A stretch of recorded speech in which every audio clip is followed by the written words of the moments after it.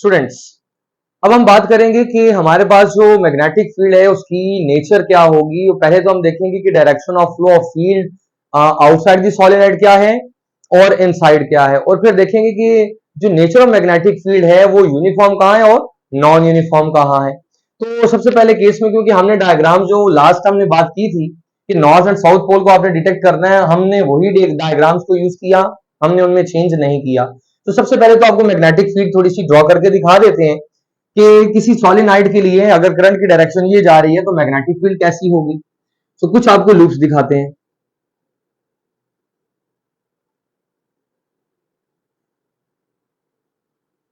इसी तरह से अगर मैं यहां दिखाऊं तो यहां भी कुछ ऐसा ही होगा।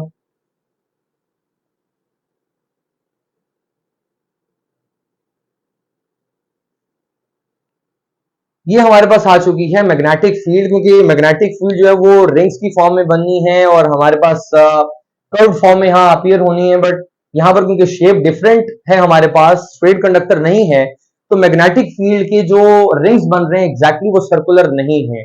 आप कह सकते हैं कि इलिप्टिकल है या उनके अंदर हमारे पास जो कर्वेचर है वो थोड़ा सा वेरी कर रहा है।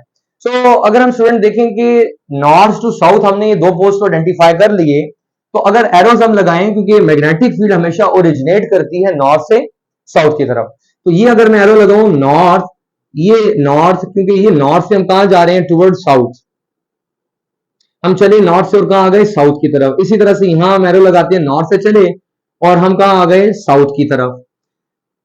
इसी तरह नीचे भी चलेगा, नीचे वाले डायग्राम में। बट अगर मैं इन एरोस को फॉलो करते हुए आऊं तो देखें कि मैं चल कर आ रहा हूं नॉर्थ से साउथ की तरफ, आउटसाइड दी सॉलिनॉइड, ये सॉलिनॉइड के बाहर वाली मैग्नेटिक फील्ड है। तो मैं ये देखता हूं कि अगर मैं इस लूप को फॉलो करते हुए चलूं तो ये एरो इस सॉलिनॉइड के अंदर आकर कहां जा रहा है, फ्रॉम साउथ टू नॉर्थ। तो मुझे ये दिखता है कि अगर मैं किसी सॉलिनॉइड के बाहर बाहर मूव करता हूं तो मैग्नेटिक फील्ड का फ्लो होगा हमेशा नॉर्थ से साउथ की तरफ, और अगर मैं किसी सॉलिनॉइड के अंदर चला जाता हूं, उसके अंदर से मैं गुजरता हूं, तो मैग्नेटिक फील्ड का जो फ्लो होगा वो हमेशा होगा फ्रॉम साउथ टू नॉर्थ। तो यहां इस बात को मैं कंक्लूड करता हूं कि आउटसाइड जो फील्ड है, outside, that is from north to south. Magnetic field चल रही है नॉर्थ से साउथ की तरफ। और अगर हम बात करें कि इन साइड हमारे पास क्या चल रहा है, तो इन साइड पे हमारे पास डायरेक्शन चल रही है साउथ टू नॉर्थ। अच्छा अब बच्चों, ये जो मैंने आपको यहां पर डायग्राम में बात क्लियर कर दी कि बाहर बाहर नॉर्थ से साउथ है और अंदर हमारे पास डायरेक्शन चल रही है साउथ से नॉर्थ, ये हमेशा हमारे पास सारे केसेस में ऐसा ही होगा, चाहे ये सॉलिनॉइड हो, ये सॉलिनॉइड हो, या कोई भी क्वाया हमारे पास गिवन हो, मैग्नेटिक फील्ड हमारे पास सॉलिनॉइड की हमेशा ऐसी ही होगी। और मैं अगर आपसे बात करूं कि इसकी जो मैग्नेटिक फील्ड की नेचर है, लाइक बिल्कुल ऐसी रिजेंबलेंस दे रही है जैसे कि कोई बार मैग्नेट हो। बार मैग्नेट में भी, क्योंकि वो एक परमानेंट मैग्नेट है, तो हमारा मेन कंसर्न नहीं है यहाँ इस चैप्टर के अंदर, लेकिन क्योंकि रिजेंबलेंस आ रही है तो बात कर लेते हैं इस पे कि अगर हम बार मैग्नेट को कंसीडर करें तो बार मैग्नेट की आउटसाइड की मैग्नेटिक फील्ड हमेशा चलती है नॉर्थ से साउथ की तरफ, और अगर हम बार मैग्नेट के अंदर से चलते हुए आए तो मैग्नेटिक फील्ड हमेशा हमारे पास फ्लो करती है फ्रॉम साउथ टू नॉर्थ। इस एग्जांपल में भी कुछ ऐसा ही होगा कि अगर मैं यहां पर कुछ लूप्स दिखा दूं, लाइक एक ही लूप दिखाता हूं आपको, तो बाहर अगर हमने फ्लो करना है तो नॉर्थ को फॉलो करेंगे, नॉर्थ से चलेंगे और चलते हुए हम कहां आगे, south, so north to south. लेकिन अगर इसी एरो को फॉलो करते हुए अंदर आ जाए तो मैं देखता हूं कि एरो कहां जा रहे हैं, फ्रॉम साउथ टू नॉर्थ।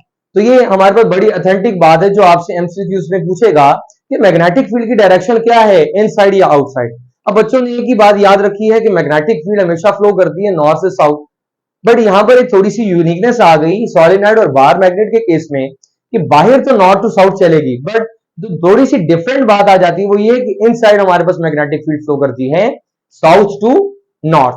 अब यहां पर जरा आप डायग्राम में एक बार फिर से ऑब्जर्व कर लें कि अगर मैं डायग्राम के बाहर देखता हूं तो मुझे कुछ और अरेंजमेंट दिखाई देती है, कुछ और फॉर्मेशन ऑफ फील्ड दिखाई देती है, और अगर मैं सॉलिनॉइड के अंदर देखता हूं तो मुझे कुछ और फॉर्मेशन ऑफ फील्ड दिखाई देती है।